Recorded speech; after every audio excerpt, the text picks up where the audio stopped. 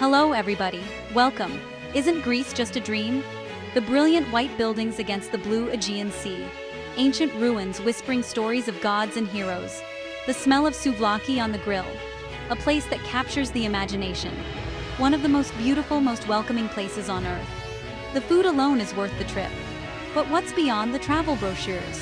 What is life like for those who call this paradise home? Today we're peeling back the curtain. Uncovering life realities in Greece most tourists miss. Not to spoil the magic, but to deepen our connection. Understanding the full, rich story of this incredible country. Grab a coffee, settle in. This is about people, the heart and soul of Greece.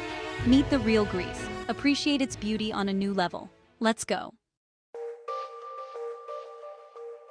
You know, when you're on vacation, money feels different. You're spending it on experiences, on beautiful meals, on memories. You see the bustling tavernas, the shops full of souvenirs, and you think, wow, business must be great. And for some, it is. But for so many of the wonderful Greek people I've met, there's a story behind the smiles that's a little more complicated. It's a story of economic struggle that has been a part of life here for a long time. Imagine working incredibly hard, serving those delicious meals, cleaning those beautiful hotel rooms, but at the end of the month, the numbers just don't add up. That's the reality for many. While the country has made huge strides since the debt crisis, the echoes are still felt. Wages, when you compare them to the cost of living, can be heartbreakingly low. People are working 2, sometimes 3 jobs, just to make ends meet, to provide for their families. What I love about traveling is the energy, the buzz of a city, the laughter of young people dreaming about their futures. But in Greece, there's a quiet concern. Where are those young people? Youth unemployment here is heartbreak you can feel. It's one of the highest in Europe. Young Greeks graduate with hope, but jobs just aren't there. Many work far below their skill level, or plan to leave. I love getting off the beaten path, driving into the mountains, finding those little villages that look like they haven't changed in 100 years. The stone houses, the winding alleys, the old man sitting on a chair outside the cafeño. It's pure magic. But if you stay a little longer, you start to notice something. You notice the quiet. Sometimes, it's a little too quiet. Many of these beautiful historic villages are slowly emptying out. This is the story of rural depopulation. It's happening all over the world. But in Greece, it feels especially poignant because these villages are the bedrock of the culture. This is where the traditions, the recipes, the music, and the stories come from. But for generations, young people have been leaving. They move to Athens, to Thessaloniki, or even abroad, searching for the jobs and opportunities they can't find at home. You walk through these villages, and you can see the story written on the walls. You'll see a beautifully maintained house right next to one that is crumbling, its windows dark and its garden overgrown. The school might be closed or have only a handful of students. The local shop might only open for a few hours a day. One thing you feel immediately in Greece is the importance of family. It's really the glue that holds everything together. You see it everywhere, the multi-generational meals, the way grandparents or yaya and papu are so involved in raising the kids. It's honestly a beautiful, beautiful thing. But, you know, there's another side to this story. Greece is actually one of the most rapidly aging countries in Europe, and that creates a whole set of challenges that ripple through every family and community. So what does an aging population really mean? Well, for one, it means there are fewer young people in the workforce to support a growing number of retirees. This puts immense pressure on the pension system and social services, but the impact is most deeply felt at home, within the family unit. When you're on vacation, the last thing you want to think about is getting sick. But for the people who live here, access to good healthcare is a fundamental part of life.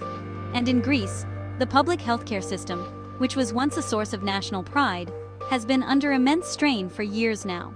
The economic crisis forced deep cuts, and honestly, the system is still struggling to recover. It's a reality that affects everyone, from the biggest cities to the tiniest islands. In Athens, you might find world-class hospitals, but you'll also find long waiting lists for appointments and procedures. People talk about waiting months, sometimes even years, for non-emergency surgeries. The doctors and nurses are incredible. They are real heroes, working tirelessly with limited resources. But they're overworked and underpaid, and the system is just stretched so thin. Many Greeks who can afford it are forced to turn to private healthcare, which creates a two-tier system where the quality of your care can depend on the size of your wallet. Finding a place to call home. It's such a basic human need, right? A place where you can relax, be with your family, and feel secure. But in Greece today, especially in the popular cities and on the islands, that basic need is becoming a luxury for many locals. There's a housing crisis brewing, and it's directly connected to the tourism boom that we, as travelers, are a part of. It's a classic case of supply and demand, with locals getting squeezed out. Here's what's happening. The rise of short-term rental platforms like Airbnb has completely transformed the housing market. Property owners, understandably, can make far more money renting their apartment to tourists for a week than they can to a local family for a month. This has caused a huge number of long-term rental properties to vanish from the market, disappearing into the more lucrative world of vacation lets. The result? Rents for the few remaining long-term apartments have skyrocketed. I'm talking about prices that are completely out of sync with local salaries. The beauty of the Greek landscape is, honestly, just breathtaking. The olive groves that shimmer silver in the sun, the pine forests that run right down to the sea, and the crystal-clear water. It's all so stunning. It feels ancient, eternal, and pure. But, this precious environment is actually really fragile, and it's facing threats that most tourists never even see. The locals, though, well, they live with the consequences every single day.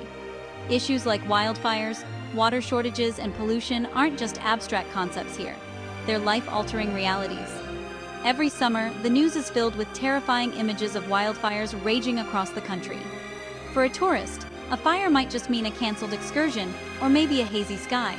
But for a local, it can mean losing everything: your home, your farm, your livelihood, even your history. I drove through areas on the island of Evia that had burned just a year earlier. It was like a moonscape out there.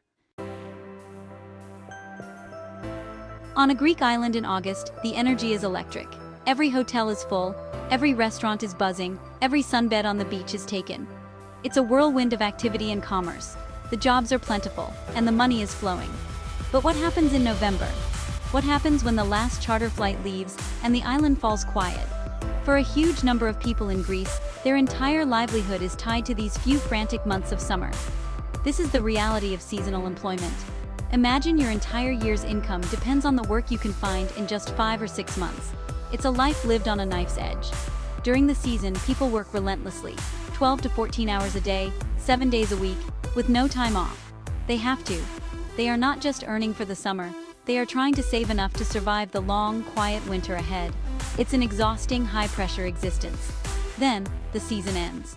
The tourists go home and the jobs disappear. One of the things I love about Greece is the relaxed pace of life. The idea of siga siga, slowly, slowly. It's a beautiful philosophy when you're on vacation. But what happens when that siga siga attitude applies to things that need to get done?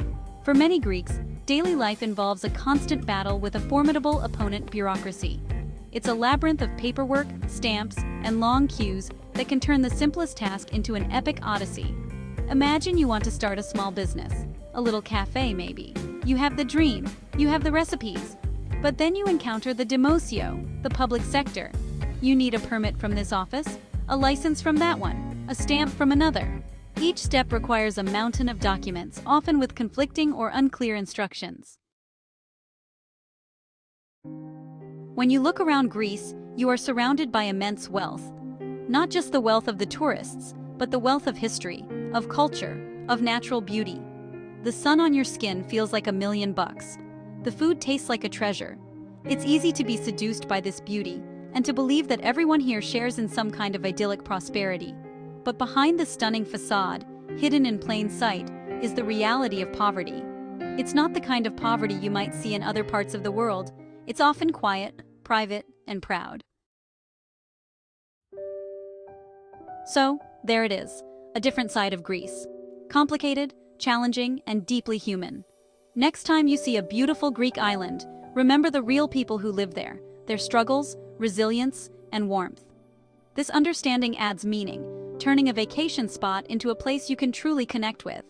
If this film moved you, please subscribe. Every subscription helps us share more stories like this. Thank you for watching and traveling with an open heart. Until next time, keep seeking out the stories that matter.